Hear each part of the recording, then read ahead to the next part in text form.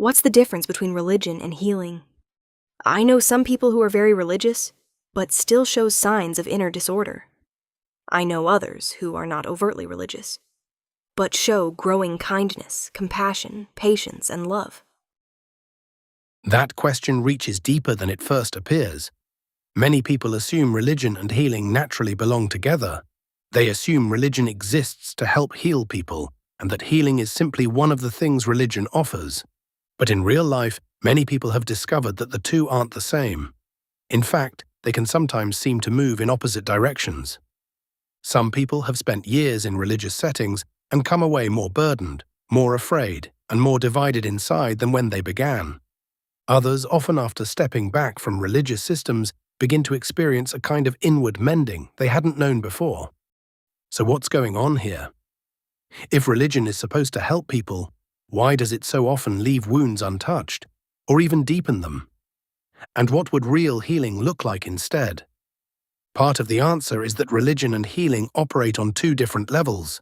Religion, at least in its common form, is usually concerned with structure, conformity, management, and rules. Healing is concerned with restoration, wholeness, and life. Religion asks whether the visible parts of a person have been brought into line. Healing asks whether the person has actually become whole. Religion is often satisfied when the right words are spoken, the right beliefs are affirmed, the right activities are performed, and the right boundaries are respected. Healing isn't satisfied with any of that if the heart remains fragmented, fearful, resentful, numb, proud, addicted, or inwardly estranged from God. Religion can produce compliance, healing produces life. That difference matters enormously. A person can become very religious without becoming well. In fact, a person can even become very religious as a way of avoiding healing. That may sound harsh, but it happens all the time. External systems can give people a powerful sense of order and certainty. Rules can make life feel manageable. Roles can provide identity. Group belonging can provide comfort. Doctrinal precision can offer a feeling of control. But none of those things, good as some of them may be in their proper place, automatically touch the deeper disorders of the soul. A person may learn how to perform spiritual seriousness while remaining inwardly untouched, becoming more practiced at hiding, suppressing, defending an image, and speaking the language of truth while remaining a stranger to truth in the inward parts. Healing begins where pretense ends. It begins when truth is allowed to reach below the surface. It begins when a person stops using religion to manage appearances and starts allowing God to uncover what's actually there. That can be frightening because most of us have learned to survive by managing symptoms rather than facing causes. We learn to present ourselves in certain ways. We learn which struggles are acceptable to mention and which aren't. We learn how to appear faithful, stable, grateful, strong, disciplined, or victorious. But beneath that surface, there may be envy, bitterness, shame, vanity, lust for control, fear of man, spiritual exhaustion, lovelessness, hidden despair, or a deep inability to receive love from God. Religion can leave all of that largely untouched, especially if its main concern is maintaining a system.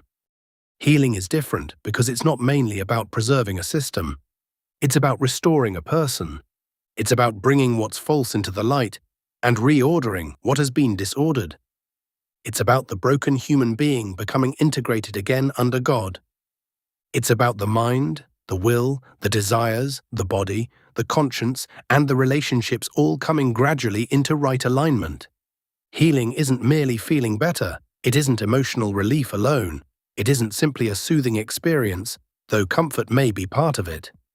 Healing is the slow restoration of reality within a person. It's what happens when lies are displaced by truth, when compulsions lose their grip, when pride begins to bow, when shame begins to loosen, when deadened places begin to live again, and when love for God and others becomes more natural than self-protection. That's one reason Jesus so often seemed to unsettle the religious world around him. He didn't oppose true worship, true obedience, or true devotion to God, but he consistently exposed religious forms that had become detached from life. He showed again and again that outward correctness could exist alongside inward corruption. He spoke of cups clean on the outside and filthy within. He spoke of whitewashed tombs. He showed that a person could be zealous for religion and still be far from God. That was shocking then, and it's still shocking now because religious people usually assume that proximity to sacred things means nearness to God. But it doesn't necessarily mean that at all. One can spend years around holy language and remain inwardly unchanged. The reason is simple. Religion can operate externally. Healing must go inward. Religion can be inherited, mimicked, enforced, and socially reinforced. Healing can't. Religion can be maintained by habit. Healing requires surrender. Religion can often function without honesty. Healing can't begin without it.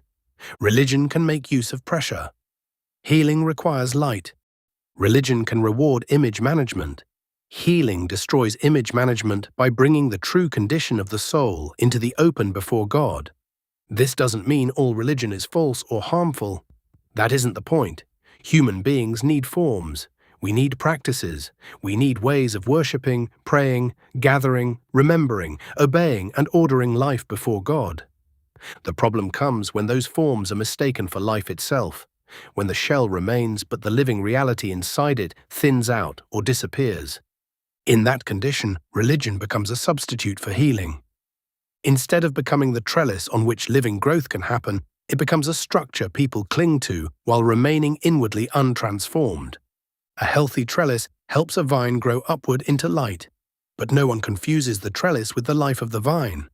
In the same way, practices, disciplines, doctrines, liturgies, churches, and moral boundaries can serve real life with God, but they can't replace it. Once they do, religion begins to harden. It becomes more concerned with maintenance than renewal, more concerned with correct framing than living fruit, more concerned with containment than restoration. People then learn to stay inside the acceptable lines without ever bringing their real condition before God.